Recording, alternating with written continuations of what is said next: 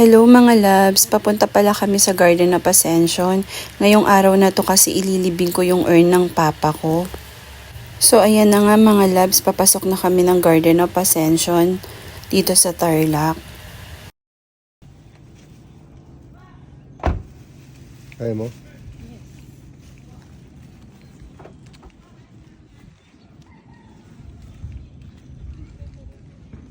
Habang naglalakad ako papunta dun sa place na paglalagyan ng papa ko, iba ang pakiramdam kasi naisip ko na eto na, mag-isa na lang siya dito na ililibing. Wala siyang kasama. At least magiging peaceful na yung pamamahinga niya. 3 kasi talaga ang binili ko dito para sa kanila. Tag-iisa sila. Ayaw ko na magkakapatong-patong kapag doon naman talaga tayo dadating mamamatay din naman tayong lahat, 'di ba?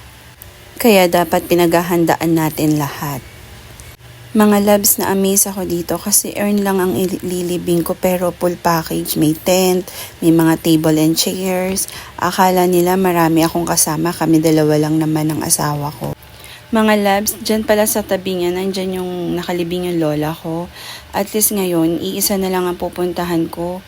Hindi na ako pupunta pa ng Manila para dalawin ng papa ko, nandito na rin siya ngayon. Mga loves, isa ito sa pinaghandaan ko noon nang makabili dito sa Garden of Ascension ng lote para kapag if in case na ma-auto picture na tayo, meron na tayong paglalagyan, diba?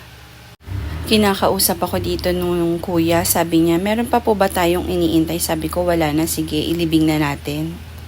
Pero sabi niya, sige ma'am, i-last view mo muna po bago natin ilagay sa baba. Ni-last view ko na, kaya ayan, kinuha na ni kuya, ibababa na niya. Malalim pala yan mga love, 7 feet daw, sabi nung mga kuya. Akala ko noon, ilalagay lang yung lalagyanan ng urn, wala siyang box, yun pala meron. Meron din pala siyang box sa loob. Ihahagis ko sana yung flower kaso pilit kinukuha ni kuya kaya binigay ko na. Ayan nga, sinasarado na nila yung box kasi tatabunan na nila ng lupa. Mga loves, sinimulan na pala nila maglagay ng mga lupa. Naka3 balik yata dito si kuya sa paglalagay ng lupa. Ayan mga loves, patapos na. Ngayon, anytime pwede ko nang dalawin ang papa ko at saka ang lola ko. Iisa na lang ang pupuntahan ko. Rest in paradise, papa.